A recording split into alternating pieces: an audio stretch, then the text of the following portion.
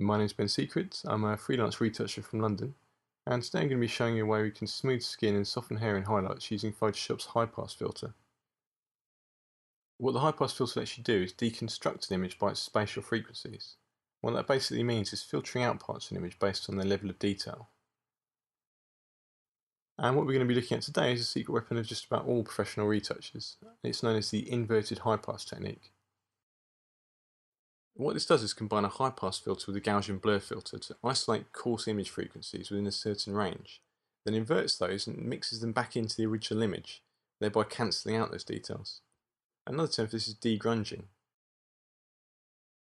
So first up, we've loaded an image into Photoshop which needs some basic skin work. And the first thing we're going to do is duplicate the image with Command J on a Mac or Alt J on a PC and set the top layer's blending mode to linear light.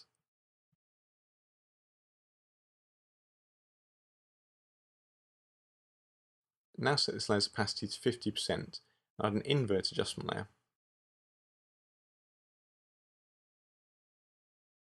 And we're going to attach that to a top layer as a clipping mask, which you can do by alt-clicking in between the two layers.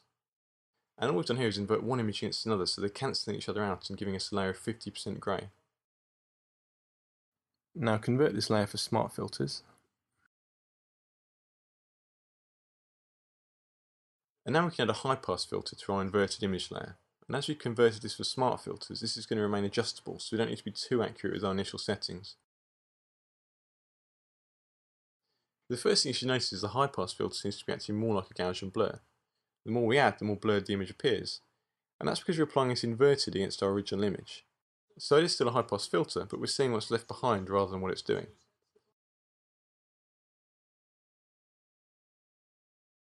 And we want to adjust that to a point where the coarse details we want to get rid of are removed.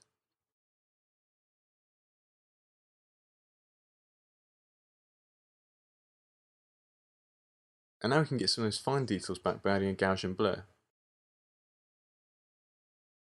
And now you'll notice the Gaussian blur is actually acting more like a high pass filter. The more we add, the more fine details we bring back. And an old rule of thumb is to use a third of the radius we used on a high pass filter on the Gaussian blur. So now the smooth areas of skin and image should be smoothed, but all the edges have been messed up. So the next thing we need to do is add a mask to our inverted layer. Now invert the mask by pressing Command I if you're on a Mac or Control I if you're on a PC. And we can paint the effect in on smooth areas of skin using a soft white brush in the mask, obviously avoiding any edges.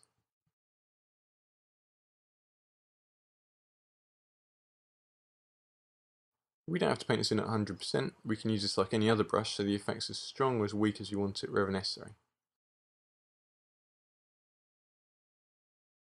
And because we've used smart filters, we can go back and adjust how much is being filtered out and how much high detail we're retaining. You can also use this technique with different settings to smooth hair or fabrics or to blend specular highlights or greasy skin.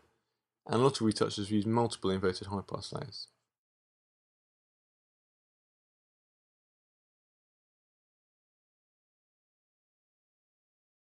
The important thing to remember is that it's almost never a good idea to apply any blurring directly on skin unless we're protecting the fine detail somehow. Even when a detail's barely visible, it still seems to make the difference between realism and skin looking plastic or out of focus.